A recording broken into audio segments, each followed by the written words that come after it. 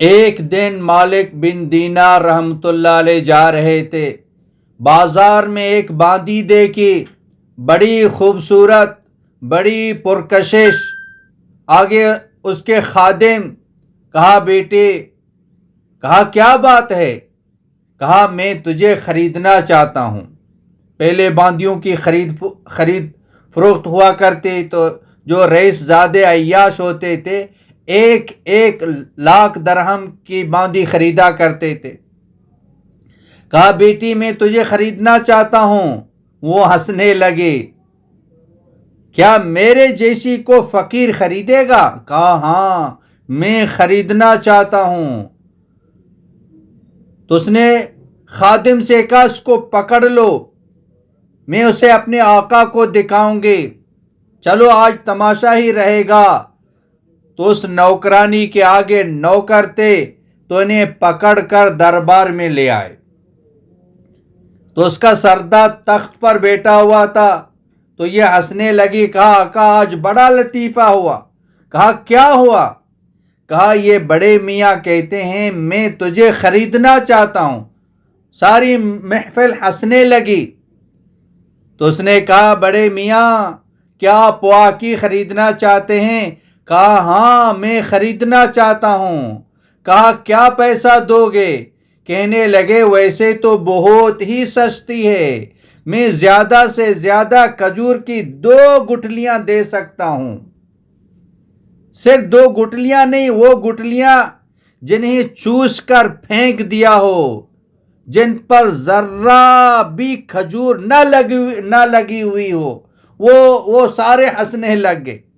سردار بھی ہنسنے لگا، بڑے میاں یہ آپ کیا کہہ رہے ہیں؟ کیا بات ہے؟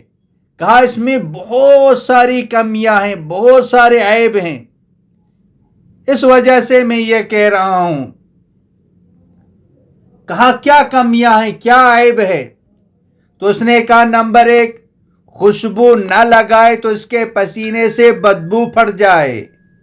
نمبر 2 روزانہ دانت صاف نہ کرے تو منہ کی بدبو سے قریب بیٹھنا بھی مشکل ہو جائے۔ روزانہ کنگھی نہ کرے تو سر میں جوئے پڑ پڑ کر تیرے سر میں بھی پڑ جائیں۔ 40 سال گزر گئے تو بوڑھی ہو جائے گی۔ پیشاب پاخانہ اس میں ہے، غم اس میں ہے، دکھ اس میں ہے، لڑائیاں اس میں ہے، غصہ اس میں ہے۔ اپنی خواہش پوری کرنے کے لیے تجھ سے محبت کرتی ہے، اس کی محبت سچی نہیں ہے، یہ غرض کی محبت ہے۔ اور ایک لونڈی میرے پاس بھی ہے، خریدو گے؟ کہا وہ کون سی ہے؟ کہا بھائی سن لو، وہ منی سے نہیں بنی، مشک، عنبر اور زعفران کاپور سے بنی ہے۔ اس کے چہرے کا نور اللہ کے نور میں سے ہے، یہ حدیث کا مفہوم ہے۔ اس کی کلائی، صرف کلائی 7 دنیا کے اندھیروں میں آ جائے تو 7 زمینوں کے اندھیرے روشنی میں بدل جائیں، اور اس کی کلائی سورج کو دکھائی جائے تو سورج اس کے سامنے نظر نہ آئے گا، غروب ہو جائے گا۔ سمندر میں تھوک ڈالے تو سمندر میٹھا ہو جائے، مردے سے بات کرے تو مردے میں روح پیدا ہو جائے، زندوں کو ایک نظر دیکھ لے تو کلیجے پڑ جائیں، اپنے دوپٹے کو ہوا میں لہرا دے، سارے جہاں میں خوشبو پھیل جائے، 7 سمندر میں تھوک ڈالے تو میٹھے ہو جائیں، زعفران کے باغات میں، مشک کے باغات میں پروان چڑھی ہے، تسنیم کے چشمے کا پانی پیا، اللہ کی جنت میں پروان چڑھی ہے۔ اپنی محبت میں سچی ہے، بے وفا ہرگز نہیں، محبت میں سچی ہے، وفا میں پکی ہے، نہ حیض ہے، نہ نفاس ہے، نہ پیشاب ہے، نہ پاخانہ ہے، نہ غصہ ہے، نہ لڑائی ہے، وہ ہمیشہ راضی، ہمیشہ جوان، ہمیشہ ساتھ رہتی ہے، اس پر موت نہیں آتی ہے۔ اب بتاؤ میری والی زیادہ بہتر ہے یا تیری والی زیادہ بہتر ہے؟ کہنے لگا جو آپ نے بیان کی ہے وہ بہتر ہے۔ کہا اس کی قیمت بتاؤ، کہا بتاؤ، کہا 2 گٹھلیوں سے بھی زیادہ سستی ہے۔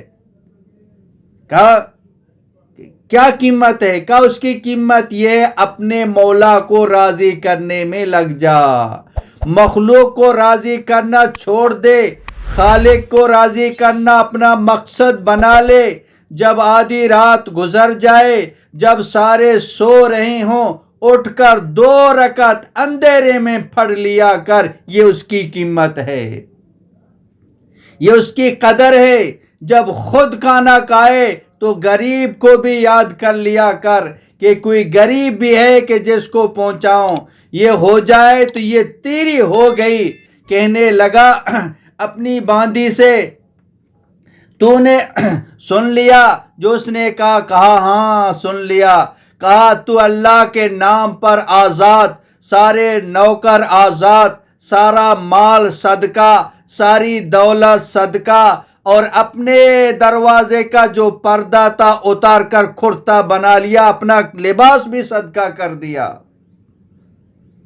تو اس باندی نے کہا جب تو نے فقر اختیار کیا میرے آقا تو میں بھی تیرے ساتھ اللہ کو راضی کرنے نکلتی ہوں۔ پھر دونوں کی مالک رحمت اللہ علیہ نے شادی کر دی۔ پھر دونوں اپنے وقت کے ایسے لوگ بنے کہ لوگ ان کی زیارت کے لیے آتے تھے۔ اگر حکومت آپ پر مشقت لیتی ہے تو تنخواہ تو بھی دیتی ہے نا، لیکن وہ بیچاری چوٹی سی ہے کہ تنخواہ دیتی ہے کہ حلال سے چلنے والے کے لیے زندگی مشکل ہو گئی۔ مولانا عبدالحکیم اسحاق کے بیانات کے لیے حکیم اسحاق آفیشل کو سبسکرائب کریں۔ مولانا عبدالحکیم اسحاق۔